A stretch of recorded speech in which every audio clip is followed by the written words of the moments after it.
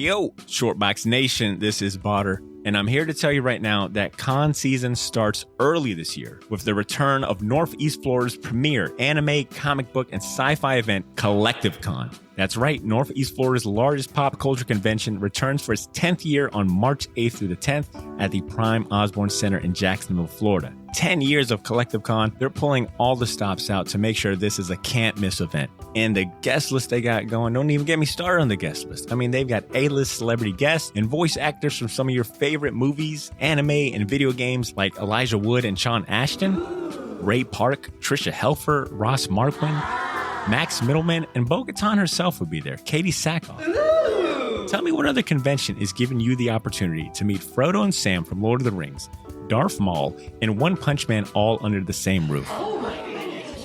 Only at Collective Con.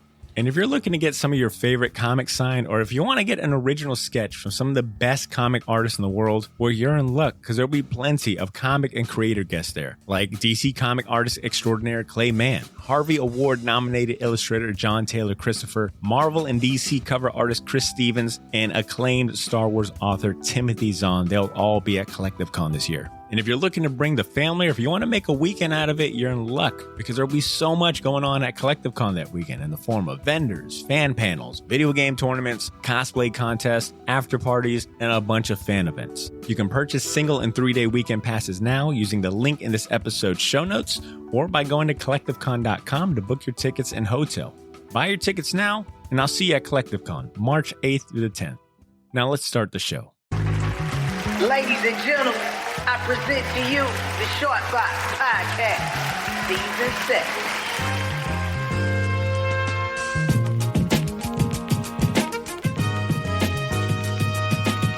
The Shortbox Podcast was recorded before a live internet audience. Yo, Shortbox Nation, welcome back. You're now tuned into episode 317. New friends and first timers, yo, welcome. We're happy to have you. I'll be your host for this episode. My name is Botter Milligan, and most of you know by now, boy, we love talking about some comics, and not just the comic books, but we love chatting about other comic book media like cartoons, video games, and movies. And since comic fans across the world were treated to the long-awaited Snyder Cut of Justice League, we're taking this week to pivot from our usual comic book spotlights to discuss this movie. And you know what? Show DC some attention, all right? We've put the spotlight on Marvel these last couple weeks.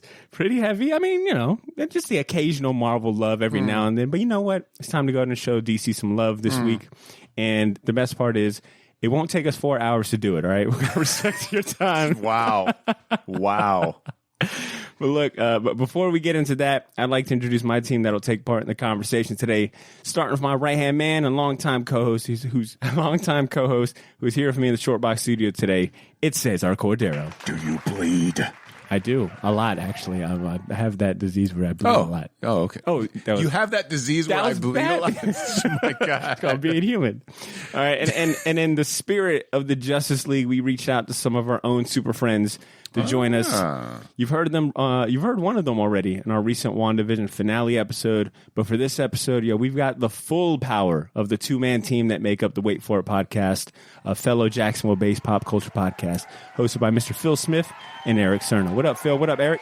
Hey, what's up, guys? Good to be here. And I was under the impression that we were doing 4 hours, so I don't know what to do with the rest of my night. So thanks for that. Appreciate it. Yeah, if I could share a drink, that'd be fantastic, because I need one after how much I've watched DC movies now. Lots of Snydery stuff that you've been going through. But yeah, you need a hard drink and a psychiatrist. That's what you need after that. But real quick, jokes aside, fellas, you guys just did a live stream podcast about the Snyder Cut last night, actually, right? Yep. So this is all pretty fresh for you guys, right? Yeah, we went on YouTube to do our second ever live stream. For some reason, it has become like a DC review area, because the first one was Wonder Woman 84, and now we did the Snyder Cut. And yeah, it went really, really well. So this is all fresh on our mind. And I did watch it yesterday as well. So, I watched it. It ended at about like 7:30, and then half an hour later we went live. So like it was all like right there. Very, very tired, but it has been looming in my mind greatly, because it was an enjoyable experience. And I was very happy to find that. So you guys did the live stream. What was the coolest takeaway you have from doing it? A little behind the scenes podcast for talk. I like it. I don't know about Eric, but I really enjoyed the fact that we got like the the viewer interaction was really cool. So with StreamYard, which is a lot of fun, that you can display those questions right at the bottom of the screen. I don't know how you felt, Eric, but I thought that was really cool. Yeah, I loved it. And I mean, just reaching out to people just organically and being like, hey, we've been talking about the Snyder Cut coming up. You might want to join us. We had a lot of people join, a lot of people watch, and we were excited about that. I mean, it already kind of improved or met what our Wonder Woman 84 review did. So just seeing a little bit of progress, and we haven't really put that much effort into it, but it is kind of getting our feet wet. I mean, it's encouraging for sure. Anytime you start a project, obviously you'd like to see some return, and we're seeing that so far. So we appreciated everybody, because this is going to be one of a million Justice League reviews, and somebody took the time to listen. Yeah, I was about to ask, is this the last one you guys are going to do, not just with DC, I mean, period, or is this something people can look forward to? Oh, no, definitely look forward to. We're hoping to expand some video content. What that's going to look like for now, we've kind of thrown some extra content there. So like some extra reviews that didn't quite make it into the month. March was super busy over at the Wait For It podcast, and new episodes every Monday and Wednesday. It gets crazy sometimes. March was one of those months. So YouTube's kind of like just that extra bonus area, but we're hoping to enhance that this year. Again, just getting our feet wet. We haven't even thought about video editing and all this other crazy stuff. So again, the best is yet to come. Well, you heard it here straight from the Wait For It podcast. The boys over there want feedback. They want interaction. They're all about trying to reach out to you as listeners and fans. So it's now upon you guys as listeners and fans and audience members to reach out and touch those guys. So make sure you do it when you're not listening to the Short Box podcast, because we take precedence, and we should always be on the forefront of everyone's mind. I'm coming for that plaque, damn it. Yo, you beat me to it, because I was gonna tell Phil and Eric. I was like, go and get it out right now. How do I do this without laughing is the question. Get it out right now, because that'll be the last plug you have. Actually, my favorite part was definitely all of the pro Kite Man stuff, Eric. Actually, everything. Yes, we had a very fun Kite Man discussion. It was not entertaining. Kite Man's always cool to go and champion. Man, Kite Man was cool in fucking Tom King's Batman run. I'll say that. Hell yeah. Well, look, I want to jump into talking about Snyder Cut, but before we start talking heroics, I want to give some recognition to the people who help us keep the lights on. Starting with the comic shop and a proud sponsor of this show, Gotham City Limit. It was such an appropriate sponsor, right, for this topic. Gotham City Limit is Jacksonville's premier place for comics, toys, collectibles, and more. If you live in the area or ever find yourself passing through Jack's, stop by the shop on Southside Boulevard and tell them the Short Box sent you. Lastly, we want to put a spotlight on the best patrons a podcast could ask for, and that's our Patreon subscribers. We could not maintain and grow this show without their help. So if you want to support our content and be counted among the Short Box elite, consider joining our Patreon community. We seriously could not run the show without you guys. It's not at all. It costs like $10,000 to run the show or something, right? Right. Very high. We're not even kidding. Like when we say we can't run the show without you, we literally can't run the show without you. We aren't wearing pants. This is a fly-by-night operation. I swear to God. And there's no breeze. There's no breeze. Yeah, we are talking out of metal cans with strings attached to them and praying to God that the microphone picks it up. Sweet Jesus, give us your fucking money. My God, what do I have to do? My daughter is dying on the street. I just don't know. I'm giving handsies on Phillips Highway. Please. How do you think they got us here? Hey, don't step on our stuff, Phil. So visit patreon.com/shortbox or click the link in the show notes. We try to make it easy on you. Let's give it up one more time for our sponsor and patrons and officially give a spoiler warning before we go any further. Look, the movie's 4 hours. I understand if you haven't seen it by now, but do yourself a favor. If you haven't finished watching the movie, come back to this episode. We ain't going nowhere. It's been a while. Can I do it? Ooh, yeah, go. Give the official spoiler warning, just in case they ain't taking mine in, Spoiler alert, like a motherfucker.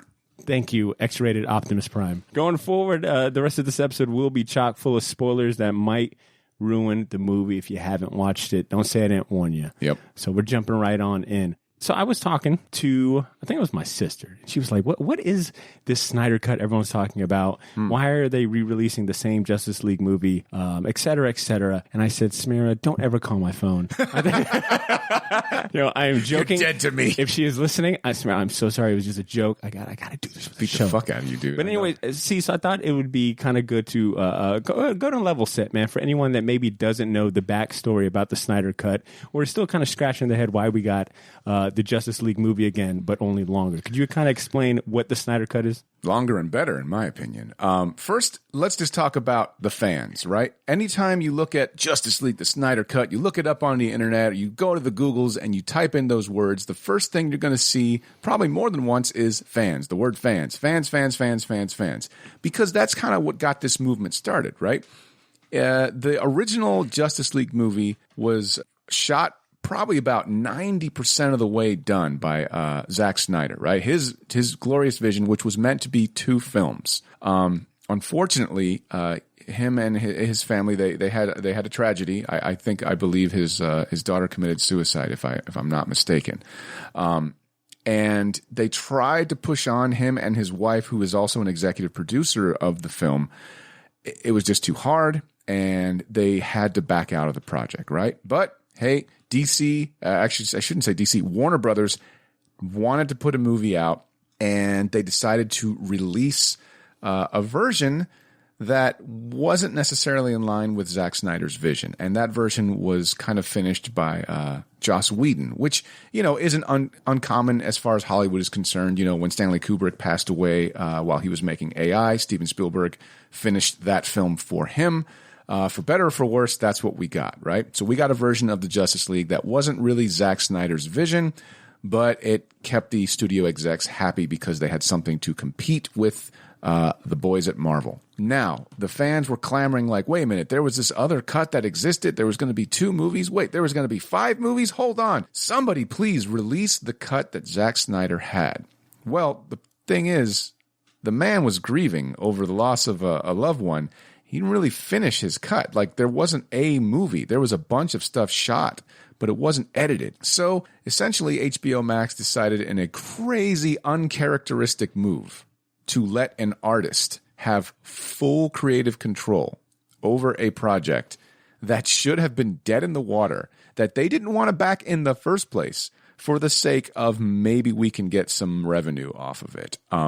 Ergo, the Snyder Cut. You starting with the fans is really important, because this is such a fan-driven... It was a movement, man.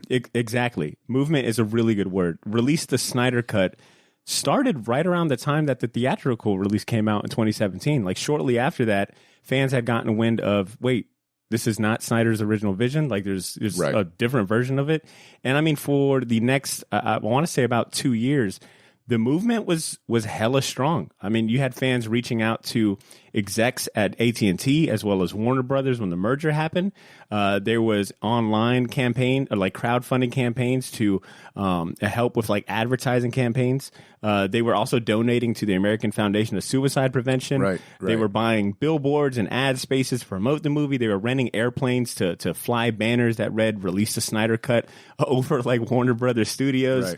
Right. They were buying ad spaces at like football stadiums. Dude, and I know, as crazy as fucking Jared Leto is, I know he also had a charitable organization, where he was selling T-shirts, and all the money went to, I think suicide prevention as well. Well said. And speaking of the stars, the whole cast of Justice League, they all got behind it too, right? At some point, started resharing the hashtag Release the Snyder Cut. They started, like helping with that movement. And I think, to your point, Zack Snyder was kind of silent at first regarding the movement because he was dealing with something else. But it wasn't until like 2019 that Snyder had confirmed, hey, you know what? Everything you guys thought about, everything you heard about the cut, my cut does exist.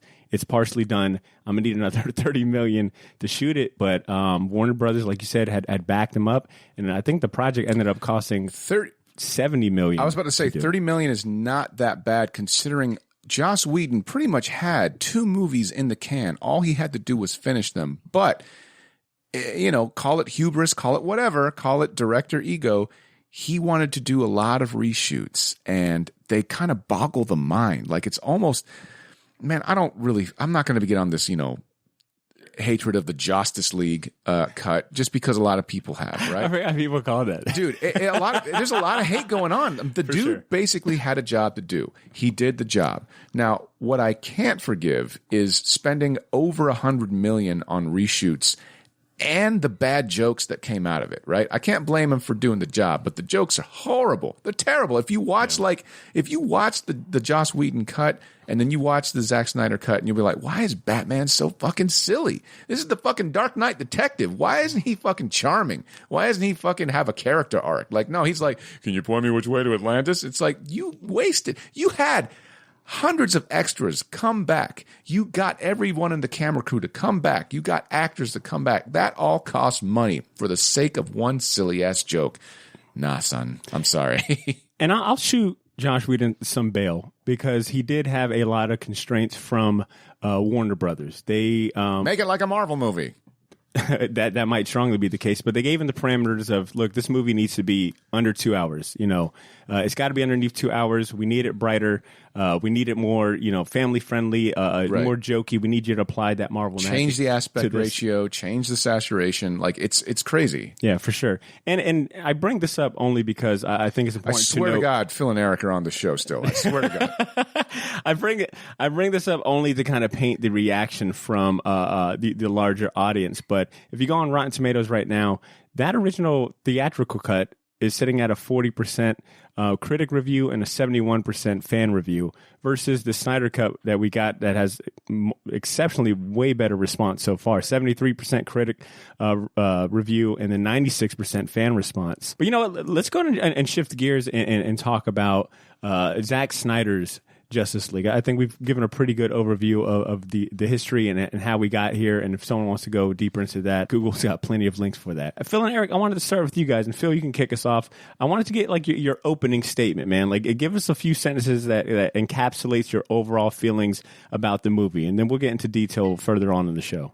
Absolutely. Our audience knows pretty well that, of course, and, a lot of us have kind of trended this way where we've been a little bit of apologists when it comes to the MCU. We kind of look the other way when it comes to some properties that maybe aren't necessarily as good. We kind of excuse them away. And I've definitely been incredibly harsh when it comes to the DCEU or whatever they've decided to call it here at this point. I'll say this before we go into our deep dive. I'm very happy to have been proven wrong with this. I went into it not thinking it would make so much of a difference. I would also say this. All four of us here are obviously content creators. We're incredibly creative.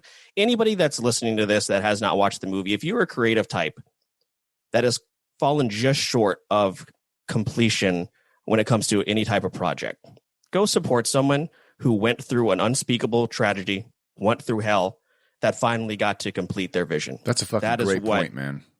That is what your goal is when you watch it. If you don't enjoy it, fine, but at least appreciate somebody who got to do something because so many people loved what he was trying to do.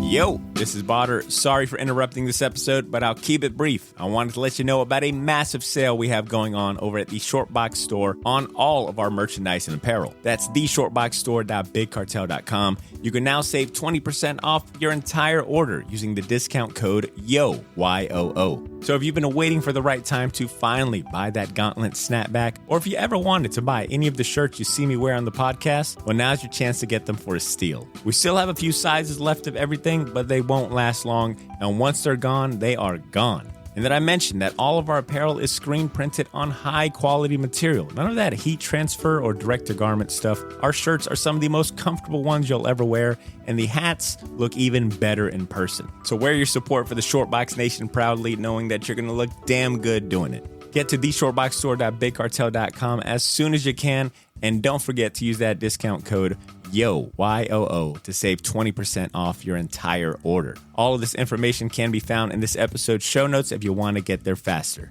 Thanks for not pressing fast forward. Now back to the show.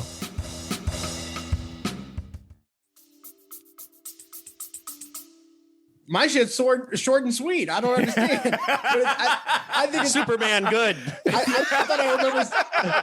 thought I remember seeing 1 to 2 sentences, but that's fine. I must have misread. But There's a lot of commas in there. But here's what I'll say to kind of add on to Phil. We haven't got really to talk about it, but we did a whole live stream. So obviously we kind of fall on the same level, and we normally do for most movies. And this movie is more than just a movie. It's an odyssey. And just like an Odyssey story, it's not going to be for everyone. But if you sit down to watch it with an open mind, considering everything that led us to the moment where we're pressing play on HBO Max, I think most people will probably get to the end realizing that what they watched was worth the wait. And for me, again, I went through Batman versus Superman, the Ultimate Edition, just to prepare, from a challenge via Twitter, just to get prepared for Justice League. So I watched 7 hours worth of Snyder movies in the past couple days. And honestly, while I have my quarrels with Batman versus Superman, I'm kind of glad I went through that journey a little bit, because this movie really is a journey. And I think if you're prepared to go on that journey, I mean, you're going to get rewarded in the end. And I think me and Phil did. Eric, I like that you use Odyssey, because while I was watching this, the word epic came to mind.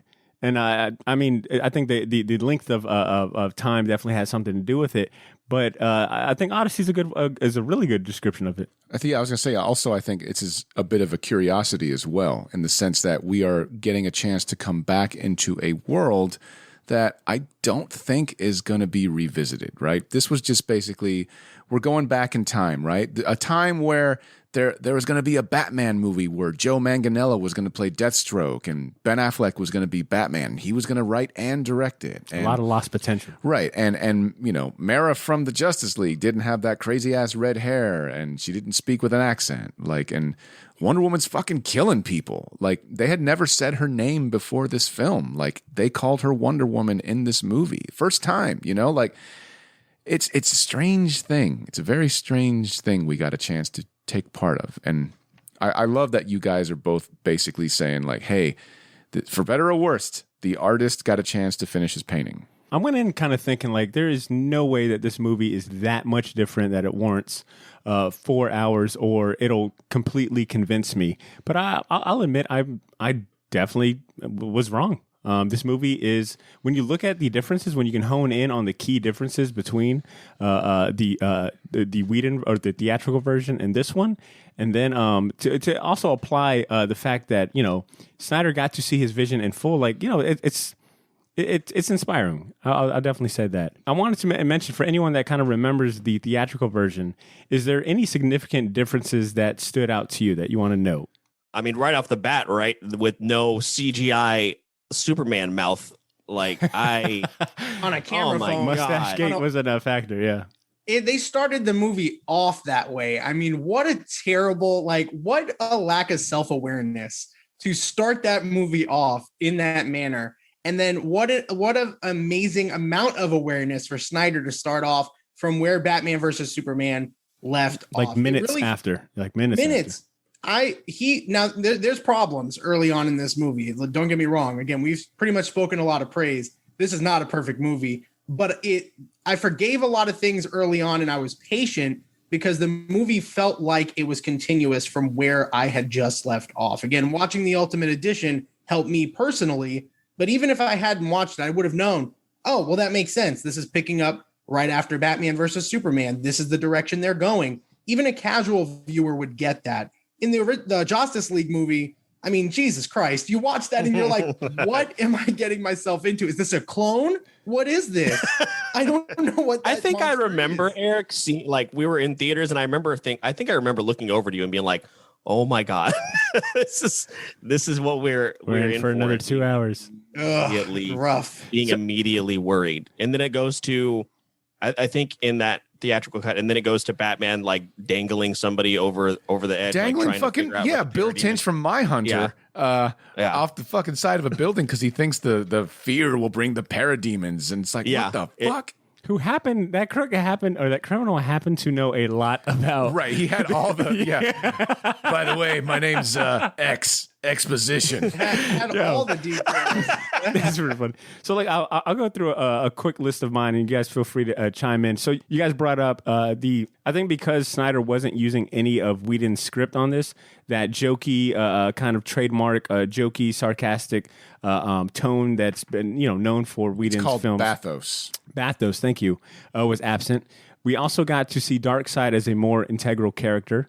I think in the original theatrical cut, he was kind of just hinted at, or he had a minor cameo. Aquaman's a bro. In the Justice League, he's this fucking dumbass bro. We're like, Yeah. in this, he's we didn't lose right, that though. right. He's That was all Zack Snyder. he's right, but he's almost looked at as like a god.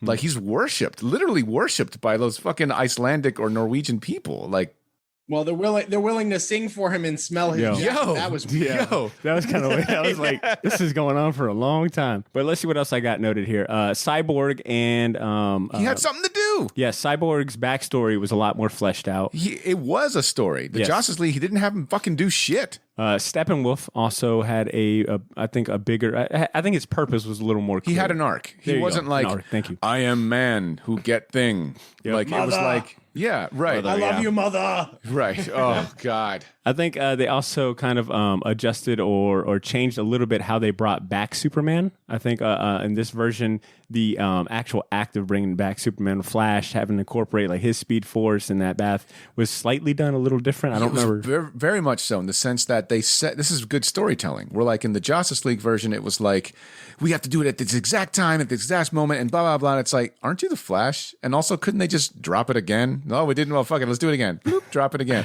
But they set up something that they paid off later, right? Where Flash ran too fast, right? He went faster than the speed of light, so he got there a little bit early. So you see, oh shit, time kind of went backwards a little bit. And he was able to be like, all right, I need to slow down just a little bit. Bing! And then he hits the thing, right? That's fucking good writing. It's fucking good writing because later on they're like, oh yeah, they set it up earlier that the Flash can run faster than the speed of light at will. He just has a rule. It's a moral thing. It's not a fucking physical thing. I did like those two scenes a lot. Yeah. And the last two things I'll mention is we definitely got more additional longer action scenes, and then the Lex Luthor end credit scene was changed as well. Instead of him having the mission of trying to form his own supervillain Legion of Doom. It was instead, he was giving Deathstroke information, who was already on the hunt for Batman. Because they were setting up a Batman movie with Affleck. But also, let's not forget the Bruce Diana fucking being a dick storyline, where he's just like, you were gone for 100 years, you weren't doing shit because you were mourning your boyfriend. It's like, nah, son, that's dumb. Because, like, clearly she wasn't. Like, they opened the movie with her fucking murdering a bunch of criminals and then telling a little girl, like, which was insane. By the way, I could have done without that. You could be anything you want. And that little girl's like, that man's brains are on the wall. I'm so glad you brought that up. As badass as it was, fucking a Wonder Woman showcasing her good knees and blocking bullets at that speed. But that's Diana. It's just Diana from the comics. She's a fucking pretty fucking wild. Yeah. Little girl, you could be anything. You could be anything you want, including a murderer. Yeah. Especially a murderer. Listen, that was on the nose, but not as Very much on as the nose. that opening scene in Wonder Woman 84, which was really on the nose with her in the mall. So I'll take what they did in Justice League over what anything they did in 84. Sure. That was really on the nose. Phil, I'm gonna go to you, man. Let's talk about some highlights. Let's talk about like the standout moments from the movie, whether that's scenes, characters, or plot points. What were some of the highlights that you got? Yeah, I'm going to point out, we kind of touched on him a little bit, and Steppenwolf, he benefited so much from this. We learned a little bit more about his backstory, outside of him, outside of course, the theatrical cut, why he's doing what he's doing. Somebody, this was a little bit too far. I think somebody compared it to kind of a Loki-esque backstory where it's a very tragic backstory. I wouldn't go that far because Loki is somewhat of a redeemable character. I don't know that Steppenwolf he's a little more sympathetic. Yeah, is. Yeah, exactly. So, but I just really enjoy getting to learn more about him, but also seeing him as a viable threat. Like there were moments where I was like, oh shit, this guy, he can kick some ass. Whereas I didn't feel that whatsoever in the theatrical cut. So I think he definitely benefited from the extra screen time for sure, as they all did, to be honest. Sure. Well said. What about you, Eric? I mean, I'd completely agree. The characters are the heart of the movie. Cyborg is the star. Well, Cyborg is the heart and soul, man. I mean, honestly, I really was behind his story throughout the entire movie. It progressed. It made a lot of sense why he was a part of the team. I mean, the fact that his ability is made to be like modern and powerful in that way, that was not something I was expecting. And yeah, did I need to see him give that lady and that kid the money at the ATM? No, I didn't need to see it. But that whole concept of it was just really cool. And I was like, okay, well, he's immediately a threat. He's immediately somebody who could be bad, with his direction, and he's choosing to be good for the, you know, the reasons that he did. I love the visual storytelling to show his powers. I thought that was really unique. You know, like he's essentially in the internet. So how the fuck do you? Anytime I've seen people show the internet, it's always been kind of like, you know, electric grids. But to show it with like those type of representations, him walking to the bank, adjusting things, I thought was really cool. So and I'm right there with you, Eric, as far as like Cyborg, his backstory, the way he tied in with the story, you know, the overall story too, you know, like it paid off in the end when he's the one that has to break the unity in things. I would argue that that scene is 100% necessary in the sense that this whole movie is hinged upon emotions and not necessarily logic, right? Because like this is a fantasy movie. In fact, most of the Justice League and its inception from a comic book standpoint has always been sort of rooted in space fantasy, which is the most whimsical of fantasy you can do. Because you're like, wait, is it science fiction? What the fuck is happening right now? If you're telling story with emotion, you more or less are taking a risk, right?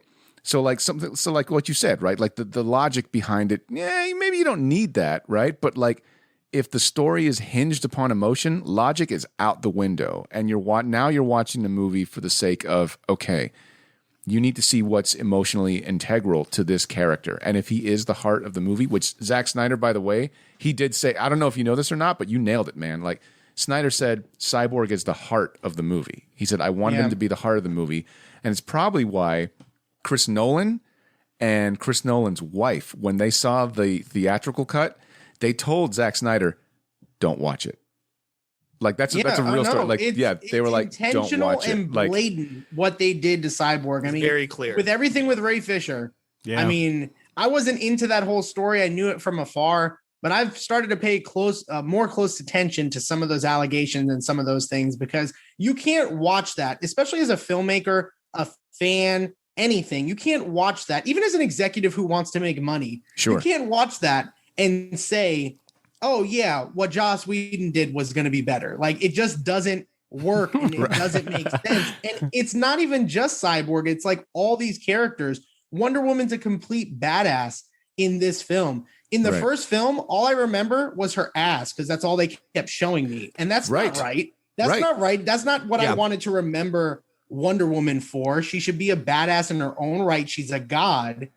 I remembered that here. Batman is hopeful. Aquaman is improved enough. You know, again, he's not just that bro that's in the movie. Everybody got a boost. Steppenwolf got a boost. I mean, he ended up just being Ronan from Guardians of the Galaxy. He was a one-note character, served his purpose, but at least he had a direction. You love bringing up. You love Ronan so much. I love Ronan so much. Very big Ronan fan. Really wish he didn't have to get done the way he did in the dance battle, but yeah, that's unfortunate. But again, he served his purpose and he was straightforward. But again, unlike the first one, you didn't even know he was just obsessed with these boxes, and that's all you knew about him. He has so much more depth here. All of the characters do, and that's from the director down. And the last director just completely mauled the movie, and I just don't understand why, other than to be malicious. God damn.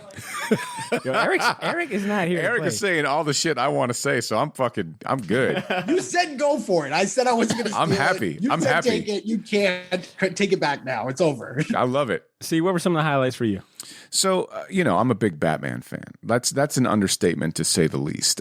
Since I was little, first superhero that ever got me into comic books was fucking Batman. And of all things, it was Batman 66 on the, Adam West TV show, and my mom being a fan of that, watching those reruns, right? So it matters to me that they do the fucking Dark Knight detective the right way, right? This movie did him in a different way, right? Because this is obviously a version of the multiverse where you have an older Bats who's closer, if you want to speak comic book parlance, to an Earth 2 Batman, right? Where he's cool with killing and he's a little darker and he's more or less in line with the 1940s Batman, while also simultaneously being a loving tribute to the 1984, 86 version of Batman, The Dark Knight Returns. Fucking old ass Bats, right?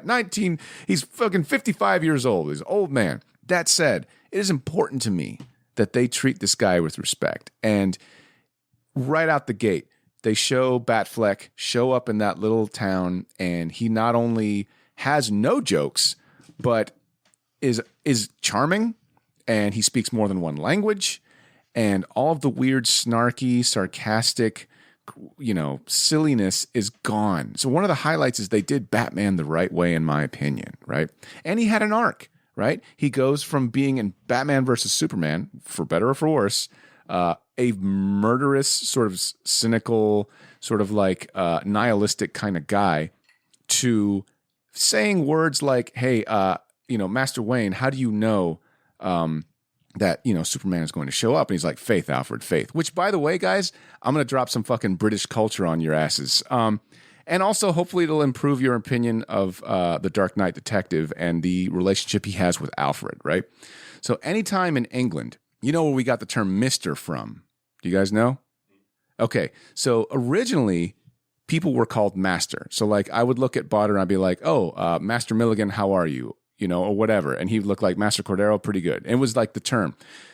For somehow, the term Master got replaced with the word Mr., and Master became synonymous with people who were of a lowly station regarding age. So you would call young boys Master, right? So you would be like, young Master whatever, and that kid would be like 10 years old, right? Knowing that, and the people that write for DC that probably, I found out, I can't remember if it was Denny O'Neil or somebody, but they basically choose to make Alfred say Master Wayne. And it's not in the sense that, I work for Bruce Wayne. It's because Alfred fucking still looks at him as a son. He's Master Wayne. He's not Mr. Wayne. So that's why when fucking Superman shows up, he goes, Master Kent. He doesn't work for fucking Clark Kent, but he looks at the man and says, you're one of the youngsters. Hey, he said you'd come. So I noticed that too. And I was wondering, up to that point, I was like, oh, okay, Master Wayne. And then he said Master Kent. And I was like, I wonder why. And that makes a lot of sense. I'm telling you, cool. That's why that's your co-host right there. He just be dropping some insight and some knowledge on a dime. You want some fucking old ass shit? Here we go. If you want to see another example of it in British culture, watch Lord of the Rings when Treebeard, who is old as fuck, he's older than fucking Gandalf, looks at Gandalf and he says, young Master Gandalf. That's the perfect, like when he sees him, because Gandalf, you look at him like, he's calling him Master. He's fucking, it doesn't work for him, whatever. No, it's a thing like, hey, what up, young? Hey, Tiger. Hey, Slugger. What's up, man? Like, hey, it's like a term of endearment to someone who's younger than you, which is fucking beautiful, man. Fucking beautiful. Phil is older than me, and I would like that to start now. So, Phil, if you're calling me by that, I just feel like I would like to embrace that culture. I like it. I really think it's Phil. If that's the case, I'm going to smack you in the back with the back of my hand. Oh shit! More often too. So okay. If we're going to adopt that. Speaking about Batman, I would love to see a Batflick movie with more Jeremy Irons and more J.K. Simmons. Oh, great! Like, come on, they did great. Man. Yeah, I could just watch Jeremy Irons, period. But him as Alfred is just him and Affleck just have a really good chemistry. Yeah. The Amazonian scenes in that opening was fantastic, man. Like, I love that they work Darkseid into their lore. When Wonder Woman goes into that cave or whatever you want to call it, into that room when she finds the Artemis arrow, and you see a fucking mural, man. That mural of Darkseid. Oh. I love how they tie Darkseid in there, because I think in the original theatrical cut, it was Steppenwolf that was at the war, the first war of the three tribes. Right. I think he was like the main kind of villain. But Darkseid got that cameo, and as a DC, as someone who loves DC and especially Darkseid, that was fantastic to see, Darkseid get that shine. Aquaman saving them last minute in the sewer, and got super hype when Aquaman was able to control the water. That was kind of a badass scene. Eric, you already said it, but Cyborg to me was such a good character. Like, I am excited to not only read more Teen Titan comic books and read more Cyborg stuff in the comic books, but I would love to see them go forward. And I'm glad Ray Fisher got because I think a lot of people were looking at him like a diva when he was coming out with those allegations and his side of the story. A lot of people were looking at him like, you're just a difficult actor to work with. But seeing this and seeing like what they cut out and what they did to his story, like, I was happy to see this reprieve. And like, honestly, this movie, I was telling C, this movie is not ashamed of the source material that it pulled from. Like, there's so much DC comic Easter eggs and things to be excited for as a comic book fan. And we'll mention that here shortly. But you could definitely tell Snyder has a certain love for the comic books and where a lot of these things come from. Yeah, and it's a good looking movie, man. From like the scenes in Iceland and London, his locations, some of them shots. I mean, they look, they're a little dark. Yeah, I get it. But goddamn, they look good. Like dovetail something else as far as that is concerned. The soundtrack, my man. Fucking boys, this fucking soundtrack, Junkie XL was so good that they credited him by his actual God-given name, like Tom Holgenbrook or something like that. Like, it's like, nah, I ain't Junkie XL no more. Fuck that Mad Max Fury Road credit shit. I want to be known as Tom, right? That scene, I don't know if you guys remember it, but like when they're in the sewer scene and you hear the fucking Black Sabbath, like, doom, gee, doom, gee, doom, I was like, fuck yeah. Like, I thought War Pigs was about to play, man. It was badass in the 1970s style. I love the goddamn soundtrack so much. Metal as shit. Phil, I'm going to go back to you, man. So we talked about our highlights. I want to talk about some of the lowlights. So some of the things that personally, for you personally kind of missed the mark, whether, they be big or small. Yeah, I wanted to, one more time, also shout out Ray Fisher again as well, because, of course, as we mentioned, he benefited from this a lot. I don't know if you guys saw the tweet the other day. The actress that played the waitress in Cyborg's backstory, she sent out a tweet and said she was cut from the Whedon version. Can someone please let me know if I'm in this version, trying to figure out how to view it? Please let me know if I made this cut. I'm the single mom and the waitress, the single mom. And he replied, he said, you are, and you were amazing in it. Wow. Thank you for your work.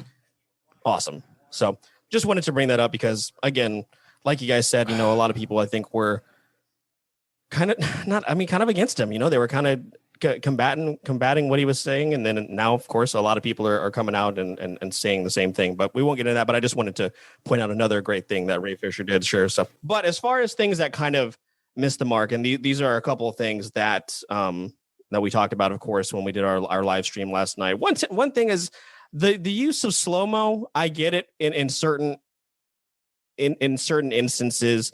But I felt like we got it maybe a little too much. The scene specifically that we pointed out was the Flash introduction, was the Barry Allen. I love it so much. It was just so long, dude. And I liked parts. Okay, and I understand what you're trying to do, and I get it. He's fast.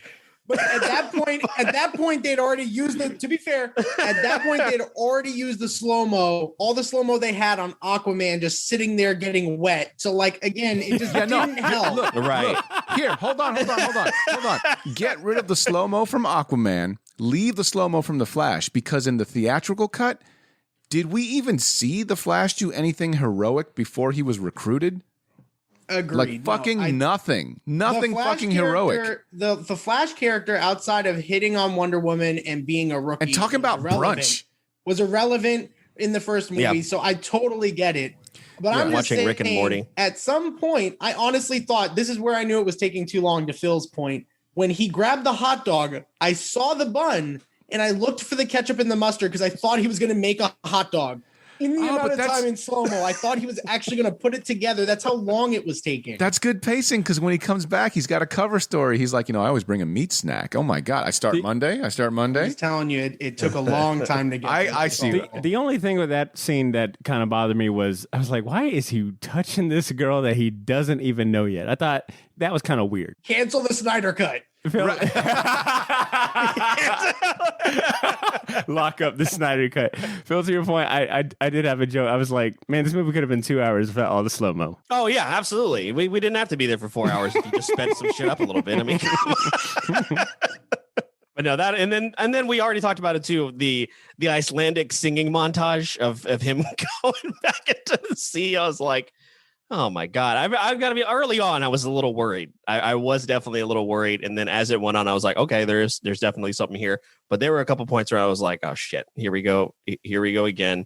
But no, again, there wasn't a whole lot that I would have been like, oh God, that's just awful. Those are just a few things that maybe just took a little bit too long or felt a little bit out of place. Yesterday, I brought up this, Eric, and now I'm coming around on it because I did love all the interactions and every time Jeremy Irons was on the screen, but I was kind of just like, all right, we're going to watch Diana and Alfred make tea. But now that I'm coming around a little bit on it, a little bit more. But again, there are just some moments where I felt like that probably could have been cut out as well. But get Jeremy Irons as much time as possible. I'm kind of getting it now. That shows the grace that somebody who's 5,000 years old has. Like, again, I think that's an important scene because if Diana got fucking petty and was like, look, motherfucker, I've been alive for 5,000 years. Like, I don't know how to make tea. Like, that would diminish her as a god. Humanity a little bit, like, maybe. it would be like, oh, yeah, well, she's just as petty as we are. Like, that's not the point. The point is she's above all of that. And that's why she smiled. And she kind of was like, are you sure you don't want any? Like, okay, all right, okay. Hey, every guy's a younger guy when it comes to Diana, as they said in the movie. Not that, but Phil, you learn how to make tea. You know that you don't put the hot water in on top of the tea leaves. Yo, the skulls of tea. On. I mean, can I say a gripe? I got a gripe, which you don't think I do have one, but I do have one. Hit it. And it's a gripe that the studio forced on Zack Snyder, and it was Martian Manhunter. Martian Manhunter was something that the studio was like, because he wanted to, now check this fucking shit out. That motherfucker? Hold on. Comic book fans, eagle-eyed comic book fans, if you guys fucking know, Snyder's original plan was to have Jon Stewart, the fucking Green Lantern, be that character, right? Where he was basically kind of laying low as a fucking space cop saying, okay, what's fucking going down in my sector? Like, I have to make sure everything's kosher before I fucking make my appearance known as a lantern, right? Because the Earthlings are fucking nutty. And at the end, Jon Stewart was going to show up as a Green Lantern and say, hey, by the way, you guys are doing the right shit.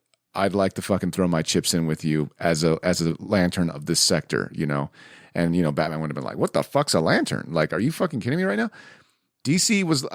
Warner Brothers was like, can't do it. Not allowed to use it. We got plans for the lanterns. We want to do some shit with them. And Zack Snyder's kind of like, are you kidding me? Like, I name dropped them in the movie. There's no payoff if I don't show one, right? Like, whatever, fine, whatever. Then what am I going to do with this scene? And they're like, well, you can use any other character, just don't use a lantern. So that's why that scene felt forced with Martian Manhunter, where it's like, what the fuck? Like, a very beautiful scene between Lois Lane and Martha Kent was like fine, and then like they destroy it when fucking I was like, Jesus Christ, John Jones is here? What's happening? And then at the end he's like, why do that? If you're going to reveal him again at the end, not odd? And he acted like he had no idea what was going on. Right. Set up and pay off, and he had to, this is a 4-hour-long movie. Yeah. I wish that we would have just left it as Martha and Lois Lane having because the Snyder version of that scene the Joss Whedon version of that scene sucked. Do you guys remember in the marketing for the theatrical cut, there is that scene where Alfred looks over and says, he told me you'd come, and then it's not in the theatrical version. So like before it came out, rumors were like running wild, like, oh, it's a lantern. It's gotta be a lantern. And of course it ended up being Superman. But the fact that it wasn't even in the theatrical cut, at least we got it paid off here. I was like, finally, I've been waiting 4 years. Damn, Phil. God, thank you, Zach. Look, from a marketing perspective, yeah, that makes sense. Like, throw that into the theater to get the speculation going. Yeah. But damn, Phil, I'm glad you got your payoff. That's all I wanted. Eric, thank you so much. Eric, you got any lowlights to share, man? Yeah, there were definitely lowlights in this film. Phil kind of brought up a couple of the points that we had talked about together. One of them, the score is really good, the soundtrack. But the music choices were really odd, and apparently this is a Zack Snyder thing. But like every character intro didn't need some sad, depressing song behind it. Or like, again, it was like when Lois Lane came, it was like this 3-minute scene with this song. And then when Aquaman came, Aquaman, same thing. The Flash, same thing. It was like really just on the nose. It was a little much. Bleak as fuck, yeah. I also didn't like the song choices. So I just thought they were odd. But the pacing really in the first 3 parts is really where the movie really stops itself from being a top tier movie. Like, if for 4 hours, there's going to be problems. But those first 3 parts, the pacing is absolutely slow. Again, it had my buy-in, but I could understand somebody going through the first 3 parts being like, all right, I think I need to take a break because nothing's really happening. And I'm not getting it. I can understand a casual fan having a tough go in those first 3 parts. Again, I had the patience and the foresight to know, okay, things are going to pick up. And I really pretty much guessed part 4 was where I was really going to get invested. So if I was going to take a break, it was going to be within the first 3. So that's my little shout out for anybody that is listening that hasn't watched it and plans to. If you are listening to this, that is my cue for you. If you're going to break it up, That's how I would do it. The first 3 parts and then the last part. I was going to say, that's funny you say that, because Snyder went on the record as saying, if you want to break it up after the 4th part and then continue from there on forward. Like he said, that's the natural intermission. And I wish I'd have known that, because I just fucking blasted through the whole fucking so did thing. So did I. And I was like, man, I didn't know there was like an intermission, man. Like, because I was waiting for, because most artsy films back in the day, Ben-Hur being one of them, man. It has an overture, the film starts, there's an intermission, and then it concludes. Like, you're like, damn, like, I wish there was something, you figure someone who's makes movies for a living probably has been exposed to something like that and would maybe put that in the film. Like, that's another gripe. I wish he would have put something like intermission, like if you're going to make it this artsy and you're going to have fucking slow-mo montages and you're going to have fucking Leonard Cohen songs playing, make that shit more artsy. And to fucking Eric's point, like, yeah, give somebody a fucking shout out. Like, yo, if you need to pee, here's when you need to pee. Eric, right here. Right Eric, here's where you do it. Exactly. Eric, I'm right there with you, because I actually ended up breaking this into 2-hour blocks. So I watched the first 2 hours, which I think aligns right at that Act 3, maybe Act 4. But I found the first 2 hours really slow and kind of like tough to get through. The last 2, I was down for the ride. And according to Zack Snyder, he actually tried to get this made or released, as a 4-part miniseries, but that was shot down by the imagine that by Warner Brothers. Imagine fucking that. So I wonder how much more successful, or how it would be taken if it was released in that original format as a 4-part miniseries. And I don't really. And to think from like a business perspective, that would make a lot more sense. Like, now you've got the attention of these people for 4 weeks, if you're thinking like maximize but you're not thinking like time. an artist, man. Yeah, True. and look back at our WandaVision. Real quick. I am for the 4-part series. I mean, if you're like, that would make kind of a smart business decision, right? Like, you're saying now I've elongated this for 4 weeks rather than one moment, and I've given people like that time to like talk about it, get excited for it. Like, I don't see why Warner Brothers didn't go with Zack Snyder's proposal to, hey, make this a 4-part miniseries. Because that first act is an hour long and it's all set up. I was going to say, just from going back to our WandaVision review, think about how we talked about how impatient people were for those first 2 to 3 episodes until the payoff came. The payoff wouldn't come until the end of the second part of that 4-part miniseries. Yep, that's fair. People would be losing their minds just on the internet. So I could kind of understand. I feel like you could still watch it in that manner at your own pace with the way they released it. So I feel like it kind of turned out to be a win that maybe Zack Snyder wasn't looking at.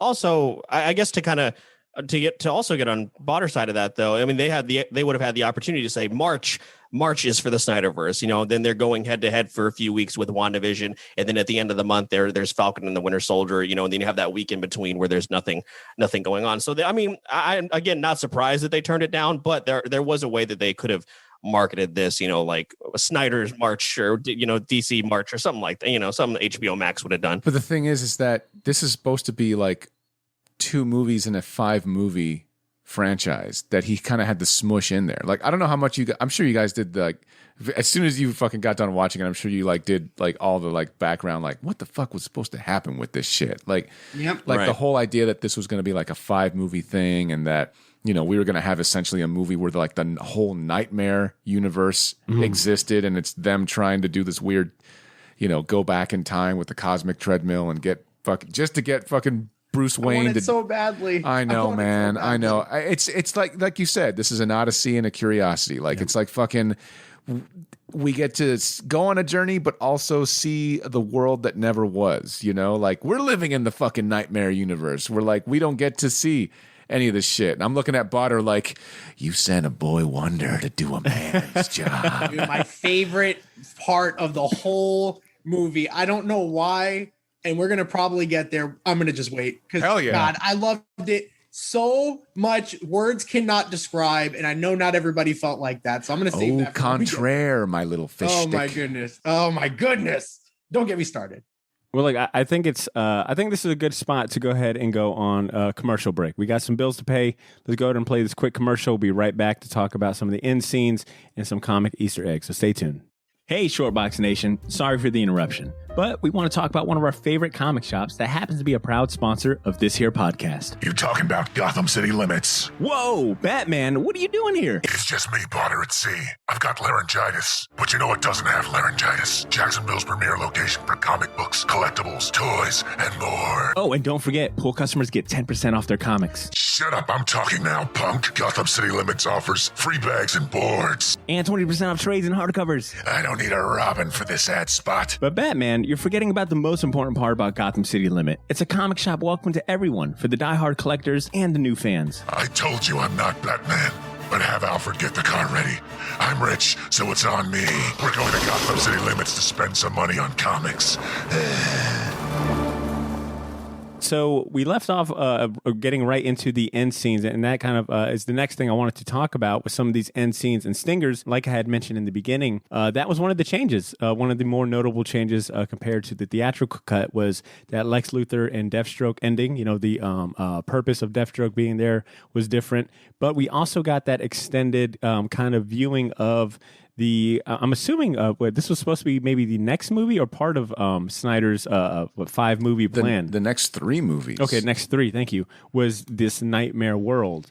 So I wanted to kind of talk about some of that. Eric, it sounds like you were super hype about that. That was what you just said. It was like your favorite part of the whole damn movie. Man, we're at the epilogue now, and I'm like, okay, so we haven't seen Jared Leto's Joker. Now the transition to that scene was a little rough because you could tell it was shoehorned in. I'm glad they did it. It just didn't feel natural after the Lex Luthor scene, but we did it. We got there, and I immediately knew we were doing it an Injustice storyline. I knew immediately when I saw this weird cast of characters. Again, seeing Deathstroke, how they were going to set up the movie. Now he's a buddy of Batman. Yeah. Again, that was what was weird. Yeah, at the time, yeah. But you see all these characters. You see Cyborg. You see Flash from Batman versus Superman, the one that traveled back in time. Yep. You know, you see all these that things. armor is so badass. Dude, he was planning that It's so shit cool. even during BVS. He had that it shit was planned. So good. Yep. And it makes sense to do an Injustice storyline. I love that storyline. I'm excited for it. I mean, I'm excited in theory for it. And then Jared Leto's Joker comes on. And honestly, again, I am not an apologist for him. In fact, Phil's been a little bit tougher on him than me, but I always felt that he wasn't given. I always felt he wasn't given his due.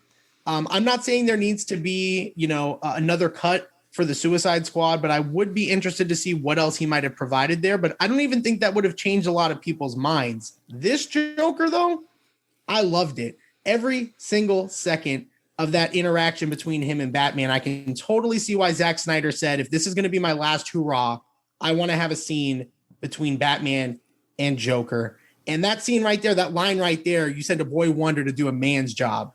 Oof. I was just breathless listening to him. Now, yeah, nobody really likes to laugh because they think about Suicide Squad Joker. The laugh didn't bother me that much. It was really just the lines and the delivery and his facial expressions. Just, you could tell he wasn't unhinged silly like he was in Suicide Squad. This was Joker unhinged, where he's just chaos walking in a world that does not need any more chaos. Yeah, the Joker doesn't change as a character because the world fucking changes. He's nutty as a fucking fruit basket. He had all those Gotham City police badges of people he killed. Badges, dude. yeah. Oh my god.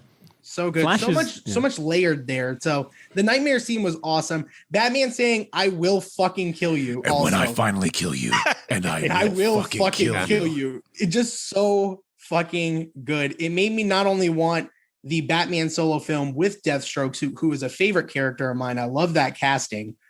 I want a Ben Affleck, Jared Leto Joker movie. And there's so many movies now that I walked away wanting. And I would have never thought of this. I didn't walk into this movie thinking I'd walk out with 2 to 3 movies in mind that I want to see.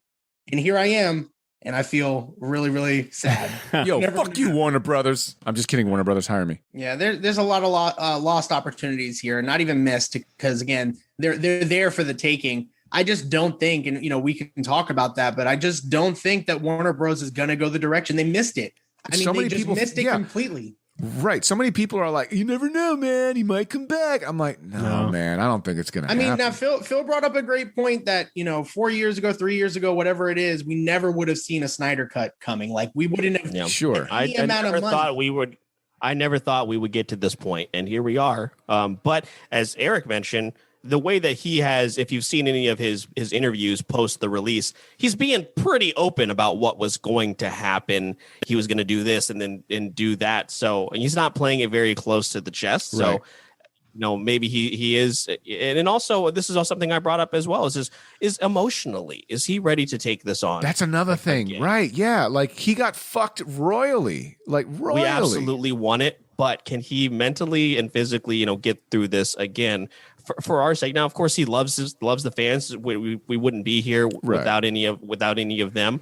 But of course, I think ultimately we have to look out for the sake of his family. Can he do it? If he signs on, awesome. I'm 100% on board. But if he can't do it, but does it because we're clamoring for it, then I'm like, okay, let's give him a break. In that sense, so I wouldn't if I was him. Yeah. Yo, this is a high point for him. Yeah, leave on. Like you guys do remember like all the bullshit and the hate that he was getting prior to the movies. I mean, like this is a great, I think, end cap. And I think anything else him trying to go back into it opens them up for tarnishing the acclaim that a lot of people are giving him right now. Agreed. Yeah, I mean, honestly, just think about where DC's going now. They're focused on like those solo individual movies, films. Yep. They're pretty much going down a different path already. To completely stop and then give it back to Zack Snyder, who you don't fully trust and you never fully trusted. Clearly showed that is rough. And I agree with you that this is a high point, because what about if he comes back? There's a good 3 to 3.5 hour movie within the Justice League that I wish I could probably see right in theaters. I don't know that they're going to let that happen or allow that to happen moving forward, even if he came back. So if you're not going to give him full scope to what he wants to do, then just don't waste our time and not do it. Because if he comes back and Justice League 2 is a bomb, I mean, I don't know that DC can recover from that. That is a I mean, they're going to recover obviously, but I mean, really just from the public perception, I mean, they're going to be so behind what they want to get done. I just think it's best that they just stay the course. As much as I want that not to be the case, I want them to just stop in time now, make a decision, and just say, we were wrong, and we're going to do it for the fans. But, I mean, we can't ask for more than what we got already. We were loud enough, As long as Warner Brothers has access to a vast IP of characters that many people love, I don't think there's ever the end of the DCEU. Like it's for and it's kind of sad to think, but for them Zack it's Snyder's version of the DCEU is what we're mourning. Yeah, for sure. That's what we're mourning.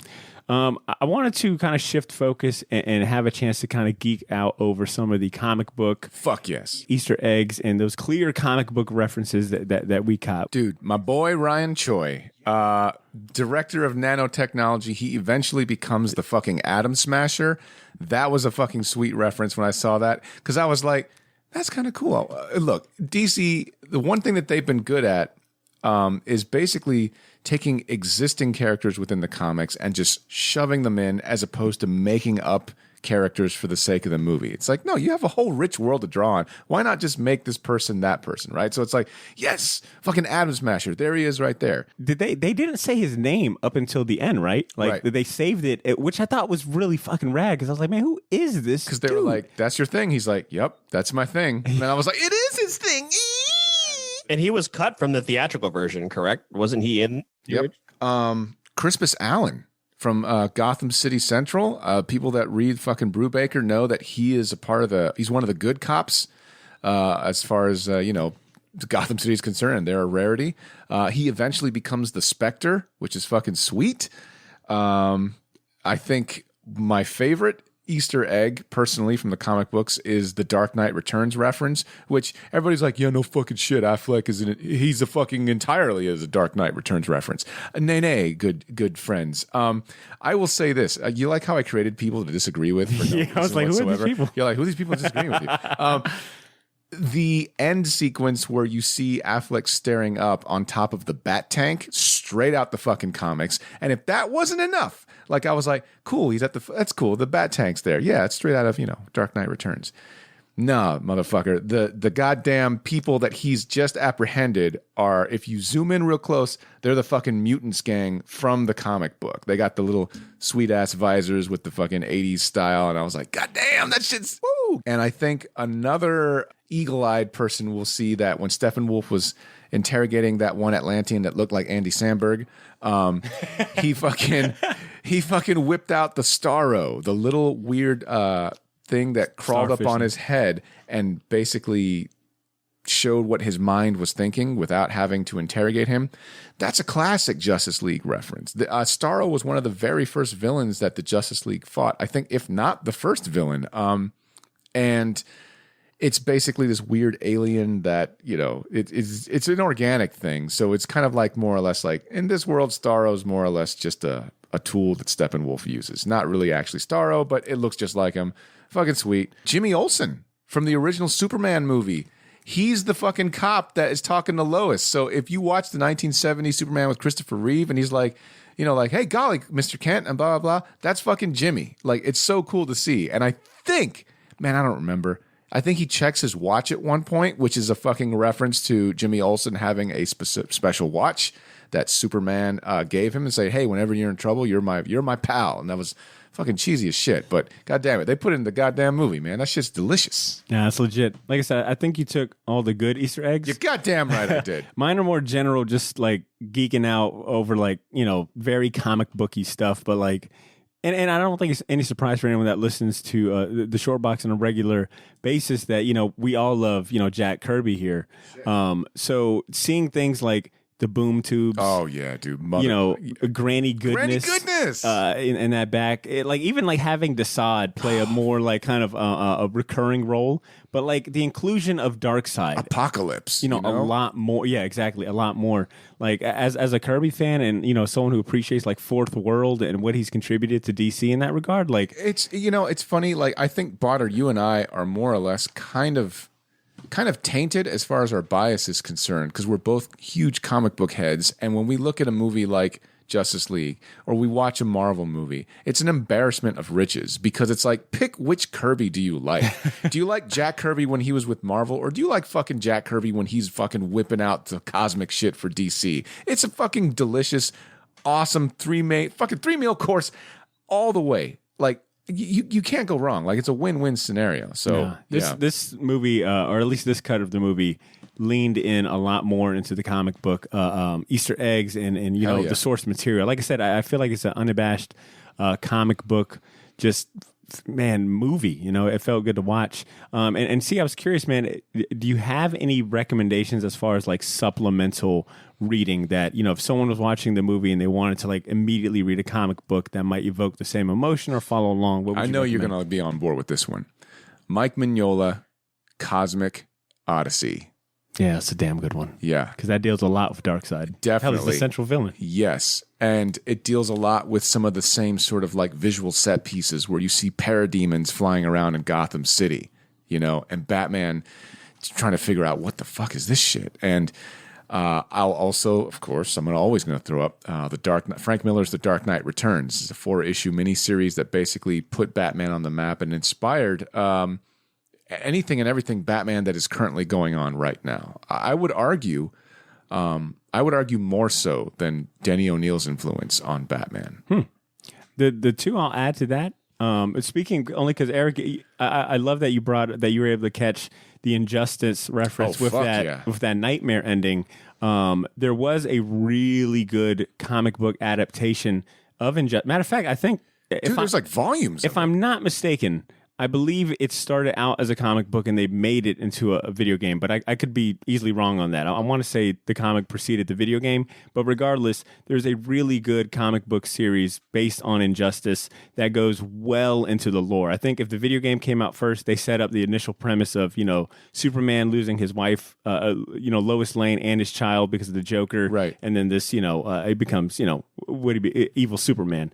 But the Injustice comic book by Tom Taylor is spectacular. spectacular, man. Solid. I'll recommend that. And the last thing I'll recommend, if you're in the mood for more Dark Side, there was a recent comic book series that came out in 2015 called The Dark Side War. Ooh. Written by Jeff Johns. One of my champions. And fantastic. Volumes 1 and 2 are wonderful. They dovetail right into Rebirth. Well said. And it's fantastic artwork by Jason for book, like some of the best artwork you'll see. So those would be my recommendations. Well, gents, look, man, I think we've covered a good bit of this movie. We've sung a lot of praise. It's almost become a 4-hour show. So I want to get to closing, man, and get your final grade of the movie, your last minute comments. Recommendation, maybe, if at all. Eric, let's hear from you first, man. What are you going to grade the movie, and what do you got to say to close us out? Yeah, so I mean, again, I did not want to watch this movie. It was kind of obligatory. I again watched Batman versus Superman unwillingly. I did not enjoy it a second time around. It was a little bit better. I did have some more appreciations for certain characters, but it was still a very flawed movie. So kind of coming from Man of Steel, other things that I've seen from Zack Snyder, I wasn't really excited, but I was excited for him. And I was happy that he got to make the movie that he wanted to make. So I wanted to give it my full attention. Once I finally got over the gripes of sitting down for 4 hours, because I couldn't even imagine breaking it up, it was a ride. And it was a ride that I will not forget.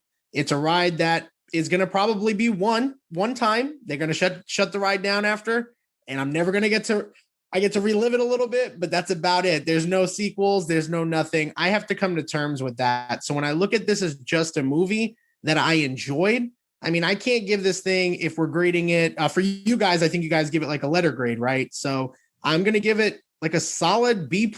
I mean, honestly, I gave it an 8 out of 5, 8.5 out of 10. An 8 out of 5. Amazing. An 8.5 out of 10. By a lot. Exactly. But I honestly didn't think this movie could pass a 7 for me. So even a solid C, and it defied my expectations. So I mean, just our conversation here, I've done a live stream about this. I've talked to you gentlemen about this now for a long period of time. And when I get out of this, I'm going to talk to more people about this movie. I think that just speaks volumes to how I felt about it. And honestly, it's going to be a talking point for years to come.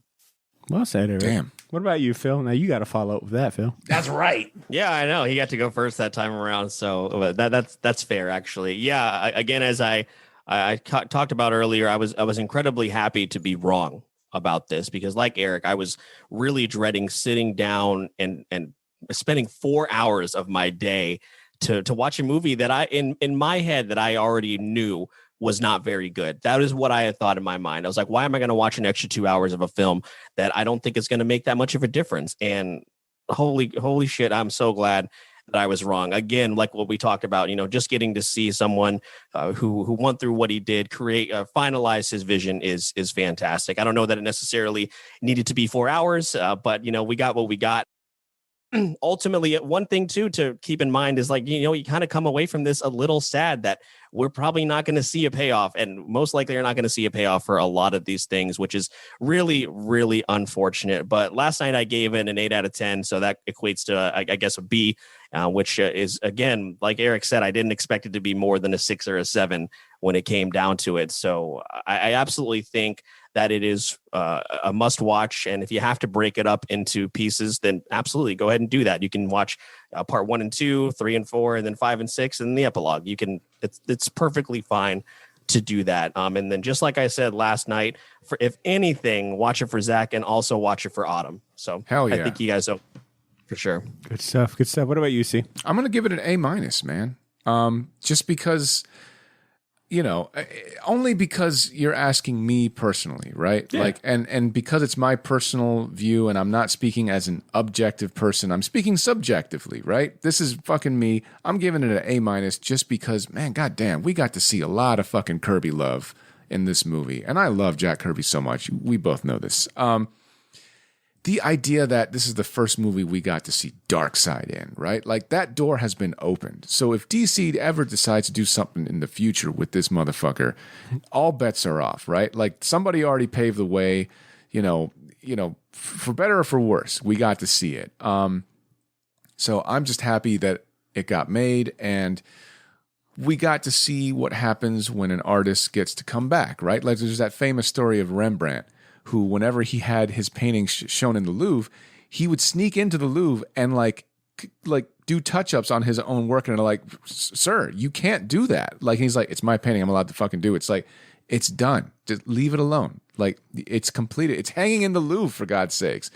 And we got a chance to kind of see the comic book version of a Rembrandt come back and be like, here's my little touch-ups. It's all right. I'm all right, fine. And they kicked him out. And they're probably, like Eric said, they're probably not going to let him back in the Louvre to do more touch-ups. But hey, we can still look at it. We can still look at it and be like, God damn, for better or worse, we can criticize the art, but there it is. There, for the grace of God, it's fucking art right there. We got to see it. So, A-. Good stuff, man. Good stuff. Let me be a downer. Potter's like, D. No, not at all. I will give this a strong C+. A very strong C+. I mean, you don't fucking like movies, and I poured like the liquor on your head. A very strong C+ is a B-, just so you know. All right, well then give it whatever you want to call it. C+, B-. C+, B-, whatever you want to call it. Yes, I think the runtime. Did we need a 4-hour movie? No, but you know what? I appreciate that Snyder said, you know what? You guys waited and wanted this. I'm giving you everything because this is my life. I have to say this.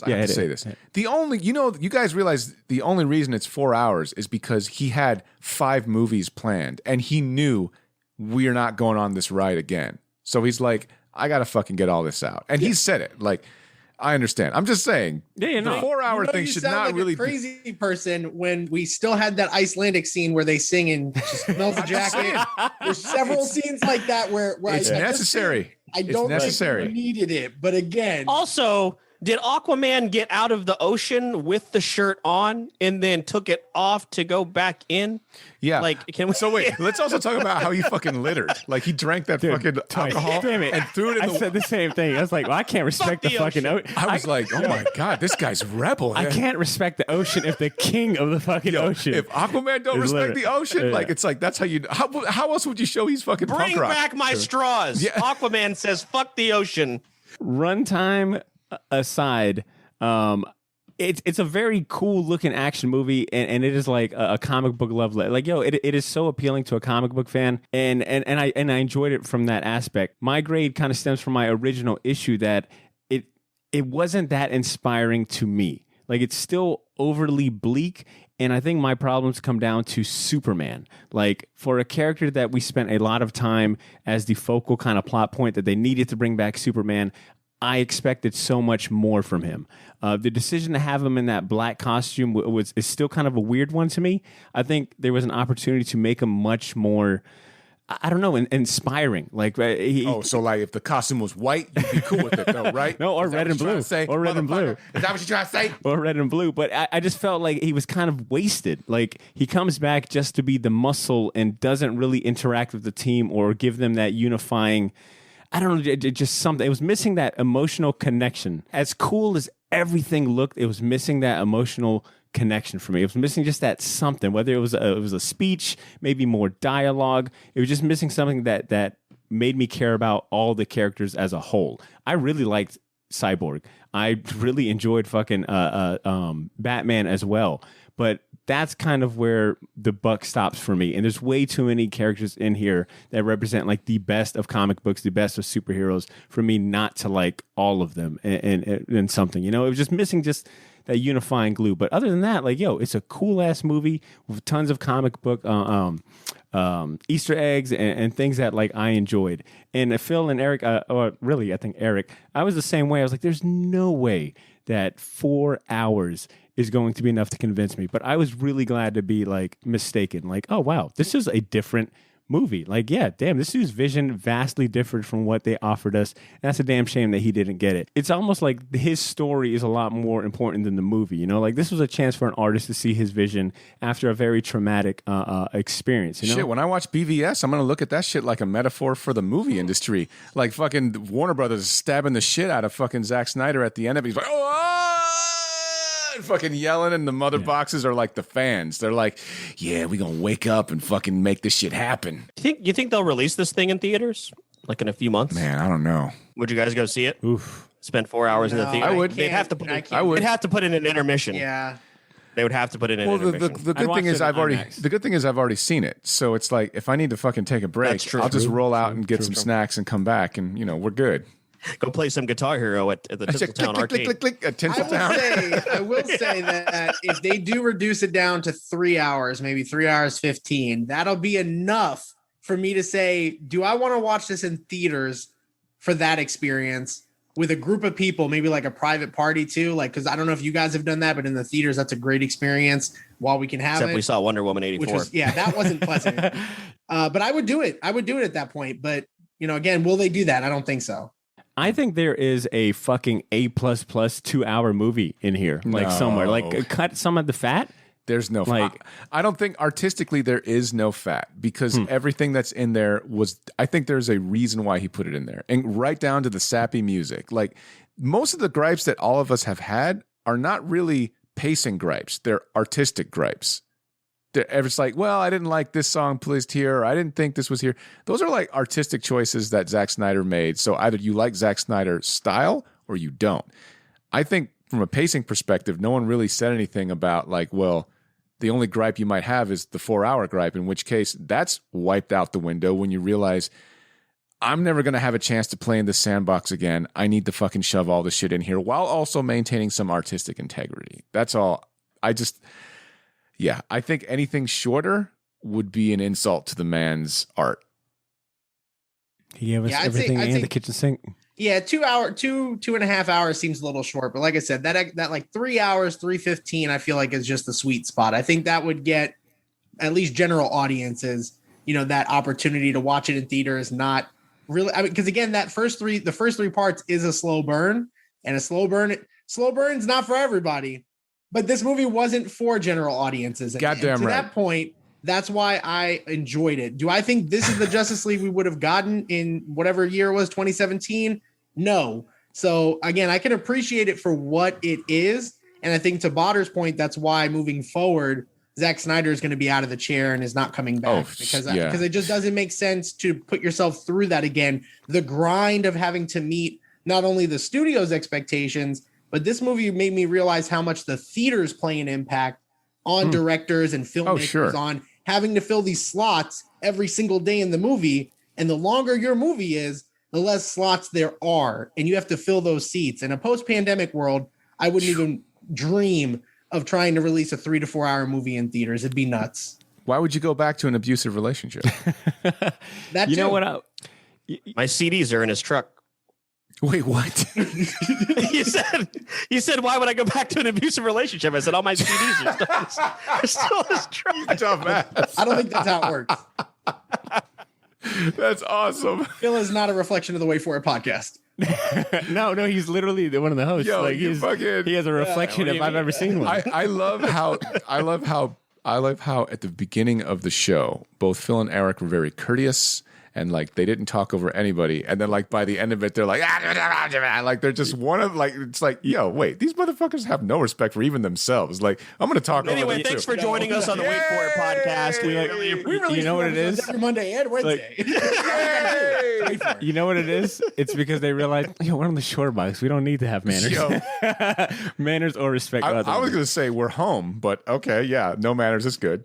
All right, look, I think we are definitely at a good stopping point. Phil, Eric, thank you guys so much for joining us. Thanks, guys. For this. I'm glad we got the chance to return the favor and have you guys on our show to talk. And good timing too, man. Talk about a great movie to go ahead and talk about. I will open it up to the fans real quick, man. If you've got a comment, something that you want to chime in, man. If you want to chime in and share your thoughts about the Snyder Cut, we'd love to hear it. Let us know. We'd love to hear it, and we'll tell you how wrong you are. So shoot us a short email at email, please. 2 paragraphs max. All right. Shoot us a short email to our inbox at theshortboxjacks@gmail.com. Phil and Eric, I'll give you guys a chance to plug in your stuff. What are you guys doing for the rest of March? You guys probably put out more podcasts than I've ever thought was possible. What else you guys got lined up for the rest of the month? Man, it is nuts. So I'll let Phil handle all the social media and everywhere you can find us, including on YouTube. For the rest of the month here, we have the Game Room Where It Happens that actually released this past Monday. We're really talking about Titanfall 2, which is a personal favorite of ours. We also have Tirades and Hot Takes. Our first one was about the MCU. This time, it's about fast food. So it's actually going to be pretty fun. Oh, shit. So, yeah, if you guys have thoughts, we would love for you to send them to us at speakpipe.com/wait for it podcast. And then we end the month with What Did I Miss, where we cover a lot of the entertainment and gaming news you might have missed throughout the month of March. And again, it's a really good intro to our podcast as well, if you're wanting to get a feel for what we do over there. But Phil, by all means, let everybody know where they can find us. We'd love to have some more audience members from the Shortbox. Yeah, absolutely. We are pretty much anywhere you can find your podcast. Right, guys, we're on Apple Podcasts, Spotify, Pandora, Amazon Music, anywhere you're finding your shows, wherever you can find the Shortbox, you can find the Wait For It podcast. If you are listening, wait, no, this isn't our show. Just kidding. I was just reading my script. I was just reading my script. You can also find us on social media, Facebook and Instagram at Wait For It Podcast, and on Twitter at Wait For It Pod. As we mentioned at the top, we did put our second video up on YouTube over the weekend, where we did to also talk about the Snyder Cut. So, man, a whole bunch of stuff to look forward to. We're also excited to see you guys again virtually. We're having a meetup soon, I think. I'm super pumped for that, to see everybody, and hopefully getting back to some sense of normalcy soon, guys, because it'll be good to see everybody for sure. Right. Hell yeah, you guys are really good at that, man. Yeah. You guys are really good at poaching our listeners, guys. I'm not keeping none of that. I might keep, the one. Potter's like, you got a lot of balls coming on this show. This is how we take you out from the inside. Yo, and I let them in. I let them in into as a Trojan horse. To the weight. God, we've been doing the weight box. We've been trying for like 2 whole years. And God damn it. Y'all motherfuckers made the unity happen. You stole the fucking mother boxes. Jesus Christ. We don't even have the whole Justice League here to fucking help us. Damn. And my gullible ass, all it took was, they like WandaVision and Marvel. Okay. Well, look, Phil and Eric, I will give you guys one last compliment and say that you guys are some of the hardest working podcasters I know. The amount of shows and episodes you guys put out is really impressive. You guys put out solid content. You guys care about your content and your audience. So, from one podcaster to another, I tip my hat to you. I do not tip my hat. I will say, though, that you do care more about your listeners. That's a good thing. And also, Botter, make a note to care about the listeners. Yeah, I got it right here. Good job. Well, look, Shortbox Nation, that is the end of our episode. As always, man, we appreciate you guys. We love you. Every week. Hell yeah, man. We love you guys. And we're learning to care more about you guys. So we mean it, So, them child support payments is coming in. Don't worry about it. I think next time you guys hear from us, we'll definitely be talking about Falcon Winter Soldier. Hell yeah. We'll continue the comic book spotlights and all that good stuff. So you guys know what to do. Stay tuned. Be well, take care of yourselves, and continue to make mine and yours Shortbox. Peace.